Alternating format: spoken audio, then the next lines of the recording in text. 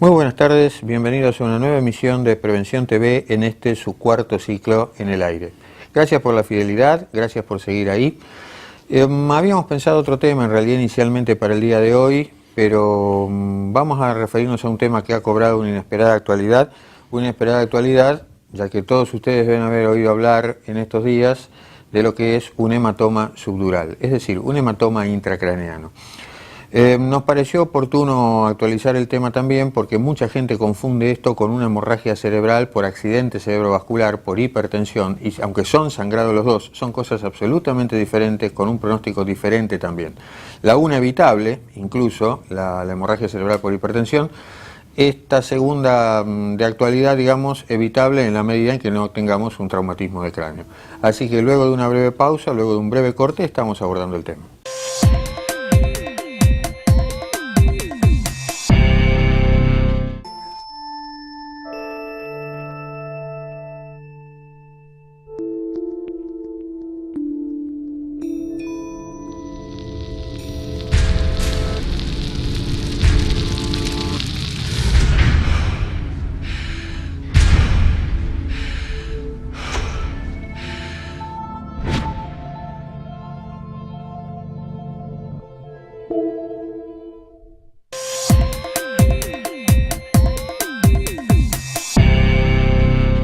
Bueno, tal cual lo planteamos en el primer bloque, en otros programas hemos planteado temas de actualidad, hemos hablado de dengue en su momento, de gripe A, de acuerdo a la actualidad, y nos pareció oportuno traer un poquito, esclarecer un poquito el tema este del hematoma subdural.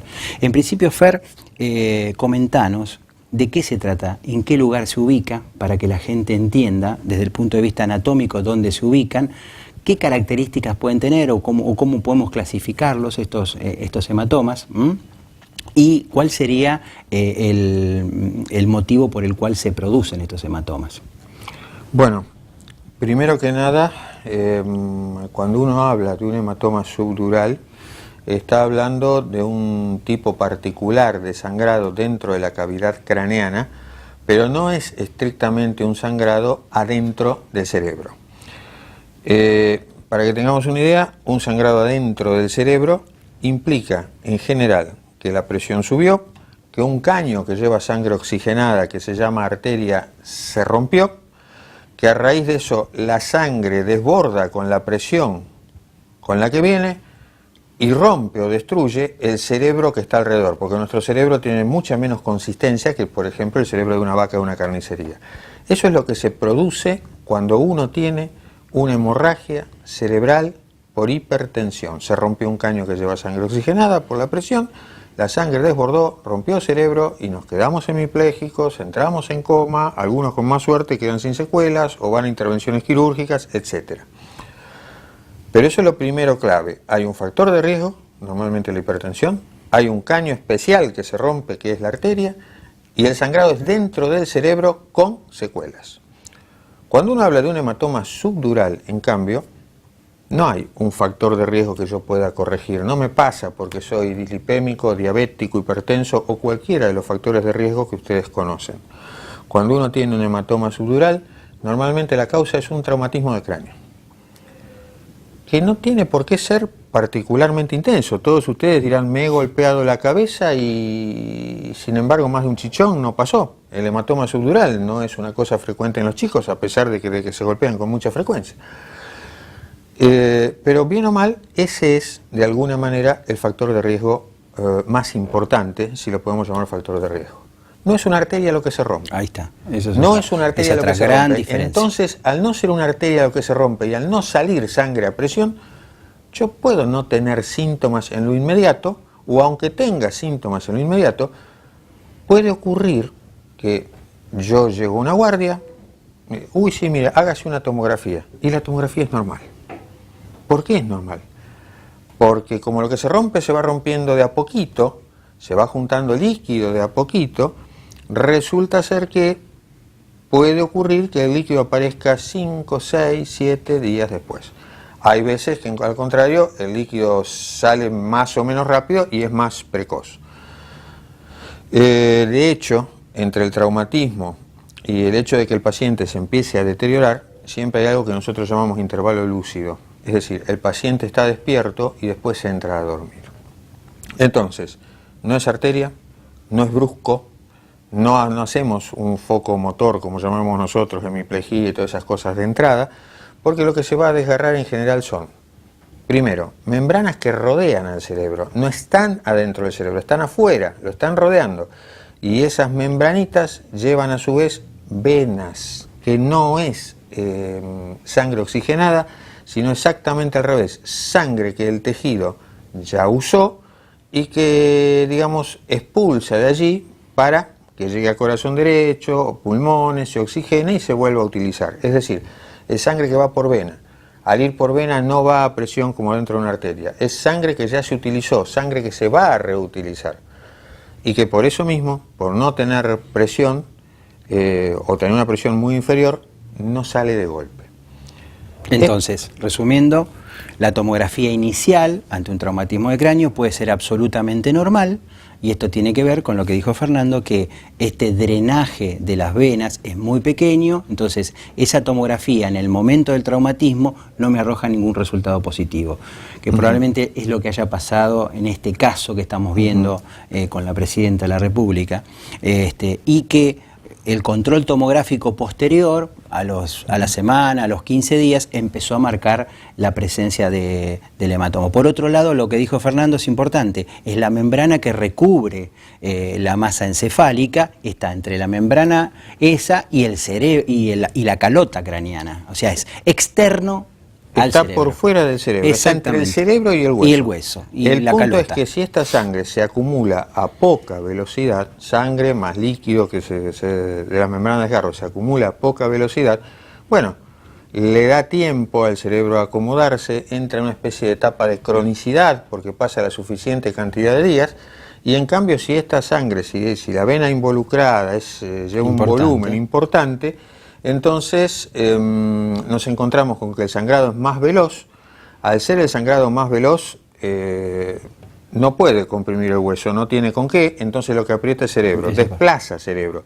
Y ahí sí puede haber síntomas que indiquen que debamos movernos con mayor urgencia. Mayor urgencia, esto no tiene un tratamiento médico, no lo hay, no hay pastillas en este caso que puedan disminuir el sangrado, no hay pastillas que puedan ayudar a eliminarlo. Así que, hecho el diagnóstico como tomográfico, esto implica, bueno, como ustedes se han dado cuenta en estos días, neurocirugía. En principio, porque se consideraba que era un hematoma crónico, porque esa es la clasificación, pueden ser agudos si uno lo toma muy cercano al traumatismo de cráneo y logra objetivar o ver y puede hacer un seguimiento a través de las tomografías, o crónico, como es este caso, que en principio se había diagnosticado como un hematoma pequeño y le habían recomendado reposo. Pero al aparecer síntomas, o sea, un hormigueo en el brazo, alguna dificultad en la fuerza motriz de ese brazo, entonces decidieron no hacer un tratamiento, digamos, médico, como sería el reposo para que ese hematoma se reabsorba solo. Entonces se planteó el tema quirúrgico en ese caso. El tema quirúrgico es un tema relativamente simple para un neurocirujano. Ustedes imagínense que estos neurocirujanos trabajan adentro del cerebro, muchas veces drenando cosas importantes con estructuras muy graves dentro de la cavidad cerebral, y esto está por fuera de todo eso. De todas maneras, no está exento de riesgos, si bien es una técnica relativamente simple, la del drenaje no está exenta de complicaciones. Por otro lado, hay que ver las condiciones en las cuales está el paciente. Sabemos que hay un episodio de arritmias que habrá que aclararlo previamente, por eso se le hizo el prequirúrgico para tipificar claramente si esa arritmia era una arritmia importante o no, para que la presidenta no tuviera ninguna complicación desde el punto de vista cardiovascular. No nos olvidemos que ella tuvo una patología tiroidea, y las patologías tiroideas muchas veces, en general, el corazón es una caja de resonancia de la patología tiroidea y me pueden generar arritmias. Esa disfunción tiroidea, la presidenta está con una terapia sustitutiva, porque le han sacado la glándula tiroides, está con una terapia sustitutiva de hormona tiroidea, y esas dosis de hormona tiroidea muchas veces, como caja de resonancia en el corazón, me pueden provocar algún tipo de arritmia. Nos están haciendo señas, vamos a un corte y continuamos con el programa.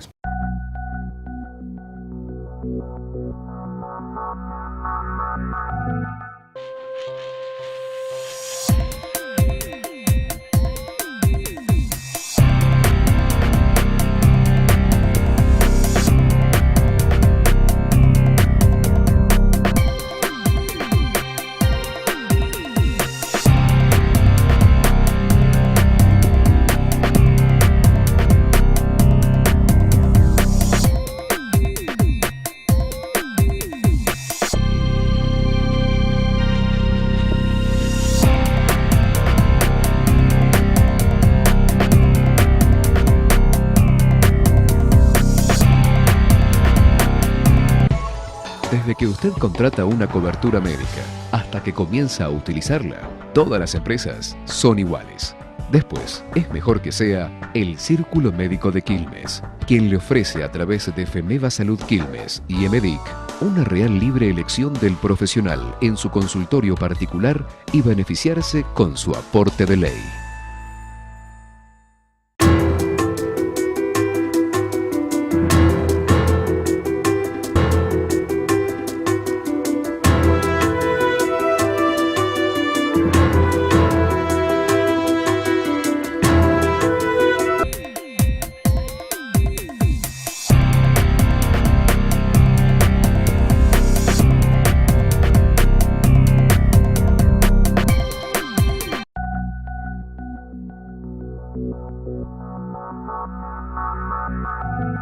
Bueno, hablamos en el bloque anterior un poco de la ubicación, donde se produce el hematoma. Ahora, en la vida cotidiana, nosotros podemos tener algún traumatismo de cráneo en el cual no le damos trascendencia. Uno de los más frecuentes, y en la gente mayor se da en los adultos mayores de 60 años en general, un traumatismo tan simple como entrar al auto y golpearse la cabeza puede traernos, y hemos tenido... El paciente nos debe estar viendo. Sí, hemos tenido un paciente que ha tenido un traumatismo de cráneo que no lo tenía ni registrado, y después investigando, porque nos encontramos con un hematoma muy importante y que hubo que drenarlo rápidamente, porque había compromiso de vida ya, justamente porque el paciente no había registrado el traumatismo. O sea, fue cuando ingresó al auto, se golpeó la cabeza, ni siquiera perdió el conocimiento. Esto tampoco es necesario que ocurra. Estuvo con cefalea alrededor de 10 días. Claro, ese es un síntoma síntoma muy importante, siempre que uno tiene una cefalea, acuérdense, tómese la presión para ver si no hay un problema de hipertensión arterial. Pero es un buen punto, porque el paciente, uno diría, bueno, sí, se golpeó la cabeza en forma inadvertida, 10 días de cefalea, llegó con lo justo. En este caso en particular, el hematoma comprimía cerebro, había desplazado totalmente al cerebro, se operó, y ahí viene otra de las preguntas que nos han hecho por ahí. ¿Cómo quedan? El primer punto es que si el paciente llegó a tiempo y está operado en tiempo y forma, no deberían quedar secuelas. Es decir, esto es más o menos en ese sentido lo mismo que cualquier otra operación relativamente simple, con todo lo que uno puede tener de margen dentro de lo que es medicina. El otro punto es uno dice, bueno, está bien, se recuperó. Perfecto, no va a tener secuelas. ¿Tiene chance de repetirlo?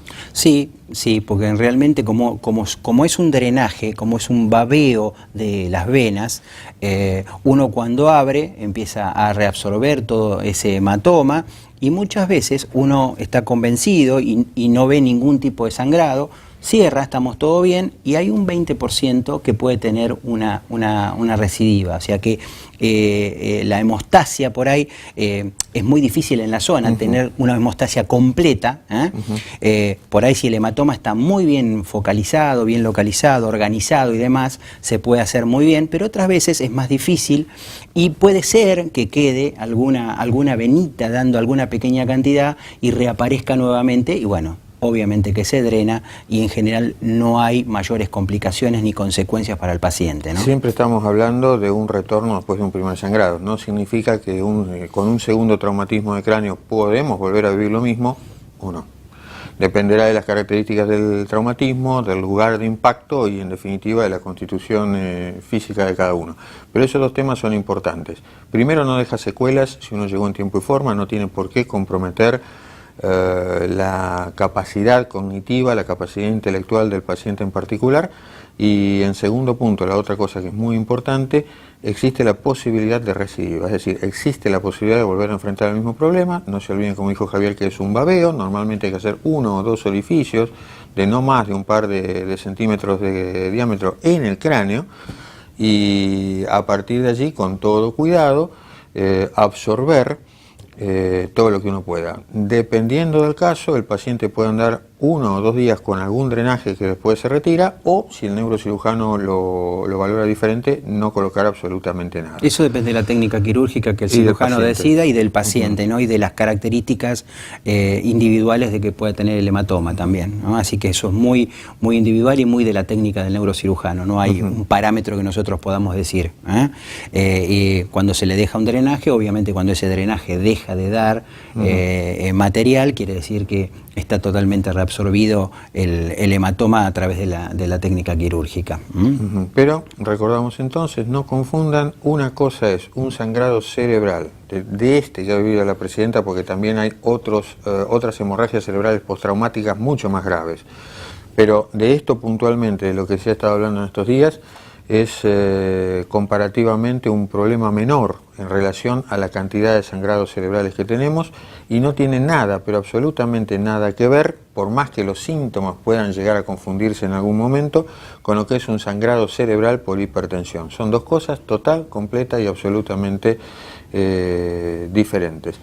Bueno, así que ojo en los adultos mayores, esos traumatismos de cráneo que por ahí uno no le da la trascendencia, consulten, sobre todo si a posteriori del traumatismo de cráneo empiezan con un tema de cefaleas, entonces muchos sueños, no está completamente vigil, el paciente con tendencia somnolienta, le tira a la cama, así que ojo con esos pacientes y tengan en cuenta lo que dijimos también de esa tomografía precoz, porque uno puede ir por un traumatismo de cráneo, hacerse esa primera tomografía y, bueno, quedarse tranquilo relativamente, ¿no? Si la sintomatología aparece o la cefalea aparece a los 5 días, a los 6 días, vuelvan a consultar nuevamente al neurólogo. Seguramente el neurólogo que los va a ver con su primera tomografía le va a recomendar, obviamente, por ahí, si aparece algo de sintomatología como lo que estábamos hablando, de cefaleas, una nueva tomografía de control para ver si se está organizando un hematoma de estas características. Vamos a cambiar el tema. Sí. quiero que me hables de lo que está, o que le hables a la gente. Desde ya le queremos desear a la Presidenta una pronta recuperación. En definitiva, creemos que va a andar todo muy bien, está atendida con los mejores profesionales, así que no es una cosa complicada, así que queremos llevar tranquilidad a la gente y esperamos que se recupere rápidamente. Háblame de las ferias de salud, o háblale a la gente de las ferias de salud. Bueno, la feria de salud que tenemos programada para el día 14 y 15 de noviembre, vayan agendándolo, es muy importante porque vamos a abarcar una problemática muy interesante, porque estamos viendo con Fernando y un poco la idea de este programa tiene que ver con eso, que a pesar de los conocimientos nuevos que existen, a pesar de las nuevas terapéuticas farmacológicas que hay, tanto en cardiología como en diabetología, nosotros el 14 de noviembre es el Día Mundial de la Diabetes, estamos viendo que un incremento de las enfermedades cardiovasculares, de la diabetes en general, entonces nos estamos haciendo un replanteo si estamos haciendo bien las cosas. Pero vos te acordás cuántos diabéticos se esperaban para esta época, que se esperaba reducir la incidencia, y en realidad se duplicó. Por supuesto, exactamente. Estábamos hablando de que había un 6% de la población y al cabo de 10 años eso está prácticamente casi duplicado. Estamos entre un 10 y un 12% según las estadísticas. Cuando la idea 10 años atrás era reducirlo. Y lo mismo la enfermedad cardiovascular. Estábamos en un 30% de mortalidad cardiovascular y nosotros hablamos en el año 2001, 2002, que para el 2010 íbamos a tratar de llevarlo a 25 y sin embargo estamos por encima de esos valores. Entonces, es un poco el replanteo que nos tenemos que hacer desde el punto de vista de la medicina. Está muy bien que nosotros estemos bien formados en cuanto a la información científica para poder trasladársela a los pacientes, pero creo que estamos fallando en algo muy importante, que es la comunicación. Un poco el fin de este programa es tratar de llevarles conocimientos a ustedes, básicos, con un idioma claro para que ustedes lo puedan entender y en definitiva puedan cuidarse mejor, sepan cuáles son los valores de referencia, así ustedes se pueden cuidar mejor. Ese es el lema de nuestro programa.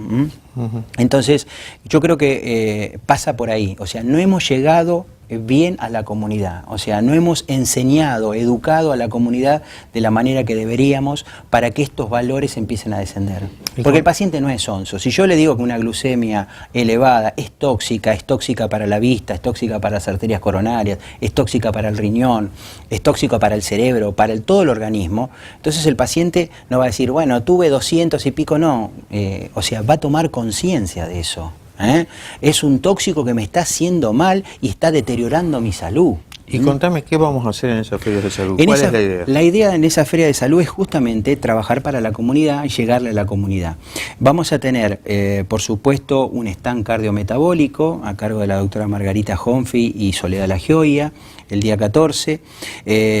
Vamos a tener, por supuesto, la prevención cardiovascular, que va a estar a cargo de nosotros dos. Va a estar también la parte de cesación tabáquica, que es el único factor de riesgo, el que tiene mayor mortalidad y es el único que podemos erradicar y que potencia el resto de los factores de riesgo. Así que vamos también a dar una charla. Vamos a llevar un equipo para medir el monóxido de carbono, o sea, para mostrarle al fumador el daño, el impacto que provoca. Así como el aparatito que hacen el control de alcoholemia, nosotros tenemos un aparatito que determina el nivel de monóxido de carbono. Vamos a tener una carpa de la mujer, de salud de la mujer, vamos a tener una carpa de embarazo normal, todos los controles, la carpa de la salud de la mujer va a tener que ver con toda la prevención que debe hacerse la mujer desde que nace hasta que deja de hacerse controles, ¿no? Una carpa urológica. Una carpa urológica para el tema prostático, que es un tema frecuente y muy importante para los hombres, y estamos planificando también una carpa para adicciones y por supuesto una carpa de las enfermedades reumáticas, que también le interesa mucho a la gente porque podemos actuar mucho antes de que se deformen y demás. Nos están haciendo súper señas que tenemos que cortar porque si no nos sacan del aire. Así que vamos a un breve corte y cerramos el programa.